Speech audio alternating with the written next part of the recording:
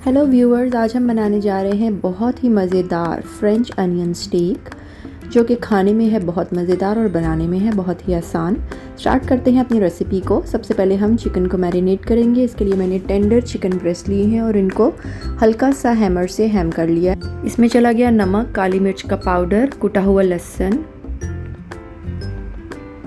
और इसमें जा रही है Worcestershire sauce, HP sauce, chilli sauce, thyme, oil, मैंने ऑलिव ऑयल यूज़ किया है, और इसमें चला गया सोया सॉस। इन सब चीज़ों को अच्छे तरीके से चिकन ब्रेस्ट पर लगाकर और मैरिनेट करने के लिए रख देंगे। अब हम इसकी सॉस बनाएंगे। सॉस बनाने के लिए मैंने एक सॉस पैन में लिया है थोड़ा सा बटर, और इसमें शामिल किया है थोड़ा सा ऑयल। अब इसमें शामिल कर रही हूँ थोड़ा सा चॉप्ड प्याज, और हल्का सा प्याज को इसमें फ्राई करूँगी, बस इतना कि उसका कलर चेंज हो जाए। फिर इसमें शामिल किया है मैदे को भी बस 1 से 1.5 मिनट तक फ्राई करूँगी। इसके बाद नमक चला गया, इसमें काली मिर्च चली गई, और इसमें जा रही है ब्राउन शुगर। साथ ही इसमें मैंने चिकन क्यूब डाला है, HP सॉस डाल रही हूँ, और वर्सेस्टरशायर सॉस डाल रही हूँ, और इसमें सोया सॉस चली गई, और थोड़ा सा चिकन पाउडर ऐड कर रही हूँ। इन सब चीज़ों को मिक्स करूँगी। फ्लेम को दोबारा से ऑन करूँगी, और इसमें पानी शामिल कर दिया है। अगर आपके पास चिकन स्टॉक हो तो वो भी यूज़ कर सकते हैं। विस्क से इन सब चीज़ों को मिक्स करके तब तक पकाना है जब तक एक गाढ़ी सी सॉस ना बन जाए। ये देखें, सॉस गाढ़ी हो रही है।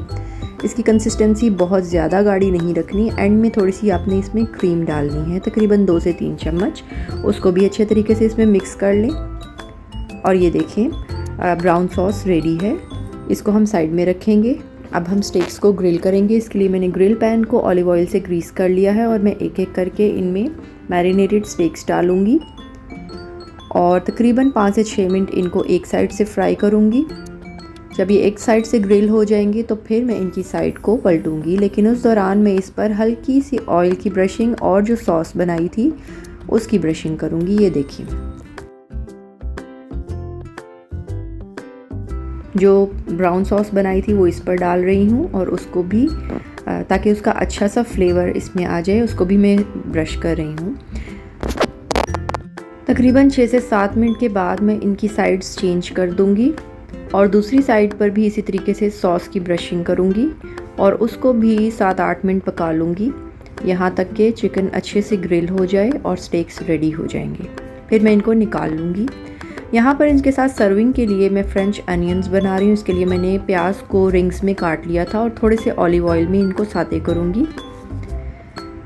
ये देखिए, प्याज पर हल्का सा कलर आ गया है। अब मैं इसमें शामिल करने जा रही हूँ थोड़ी सी सीजनिंग्स, जिसमें चली गई है ब्राउन शुगर और नमक, थोड़ी सी वर्सेस्टरशायर सॉस।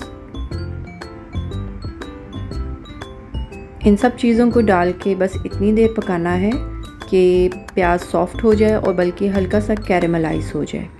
इसके साथ सर्व करने के लिए मैंने जैकेट पोटैटोज़ बनाए हैं। उसके लिए मैंने आलू को धोकर फॉइल में लपेट कर ओवन में तकरीबन 45 मिनट्स के लिए बेक कर लिया था।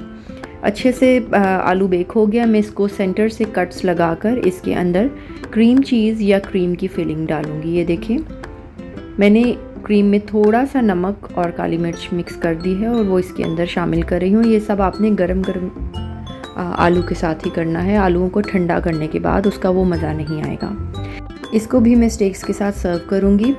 सिजलिंग पैन को मैंने पहले से गर्म कर लिया था। इस पर मैंने स्टेक्स डाले हैं, उसके ऊपर सॉस, कैरेमलाइज्ड अनियंस, और इसके साथ ही जैकेट पोटैटो सर्व किए। आप इस रेसिपी को ज़रूर ट्राई कीजिएगा, और मेरे चैनल को लाइक एंड सब्सक्राइब करना बिल्कुल मत भूलिएगा।